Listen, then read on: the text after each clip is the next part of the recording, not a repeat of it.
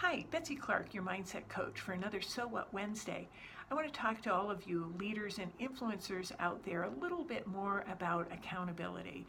And one of the ways I like to reframe accountability is taking ownership and being responsible and doing what you say you will do, delivering in the way and the fashion in which you promise. The task, the time frame on within the budget that you said. And so it's important because being held accountable really helps our reputation, that you become a woman of your word. You do what you say you're going to do, and that your word accounts for something. And so in order to hold yourself accountable, and because many of us are solopreneurs and entrepreneurs, we don't have a boss looking over our shoulder, I think it's important to remember the tips that are you clear on what the expectations are? Are you clear on the task? Are you clear on the time frame? Are you clear on the budget?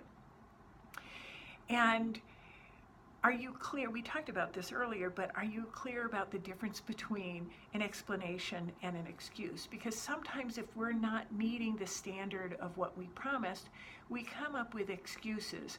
And I want to remind you, be mindful of these reasons, because then it's an invitation for you to renegotiate with the person that you're working with. Maybe things have come up you weren't able to anticipate. And I think that's important because it keeps communication clear. And so that's my so what for this week is be a woman of your word.